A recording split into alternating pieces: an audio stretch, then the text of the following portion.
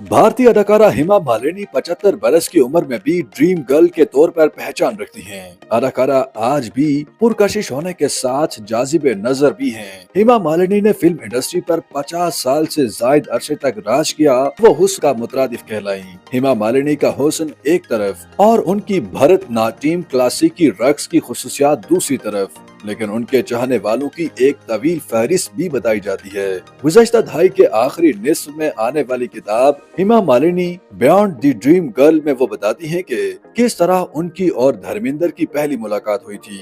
वो एक award function में तन्हा पहुंची थी और जब वो स्टेज पर जा रही थी तो धर्मेंद्र ने अपने अंदाज में अपने साथी शशि कपूर से हेमा मालिनी के बारे में कहा था कि कुड़ी बड़ी सोनी है और इससे फिल्म इंडस्ट्री में किसी को इनकार भी नहीं। हेमा मालिनी के चाहने वालों की एक लंबी फहरिस्त हो सकती है, लेकिन उनमें संजीव कुमार और जतिंदर का नाम सर फहरिस्त है। इंडिया में एक जमाने तक गॉसिप की सतह पर उनके चाहने वालों में फिरोज खान का नाम भी आता रहा।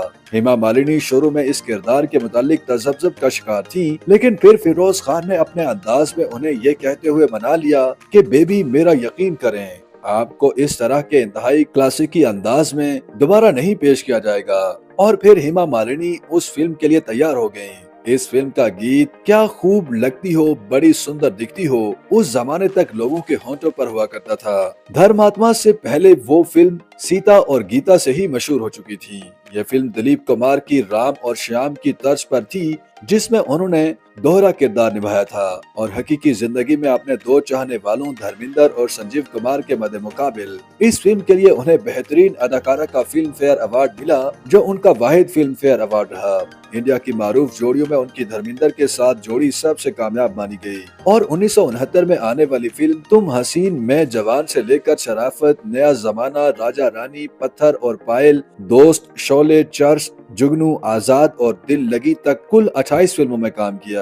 दिलीप कुमार और मनोज कुमार के साथ उनकी आखिरी फिल्म क्रांति में मौजूदगी इंतहाई अहम रही। वहीं फिल्म बागबान में हेमा मालिनी ने अमिताभ के साथ यादगार किरदार निभाया। फिल्म बागबान 2003 में आई, जबकि 2020 में उन्होंने शिमला मिर्च नामी फिल्म में रकमनी का किरदार अदा किया है। वो एक सियासतदान भी रही हैं। अगरचे पहले उन्हें राज्यसभा यानी इंडियन पार्लियामेंट के अवाने बाला में नामजद किया गया था, लेकिन फिर बाद में वो बीजेपी के टिकट पर 2 बार रुकने पार्लियामान रही हैं।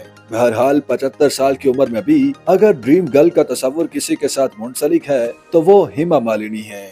किसी शायर की गजल ड्रीम गर्ल, किसी झील का कंवल ड्रीम गर्ल।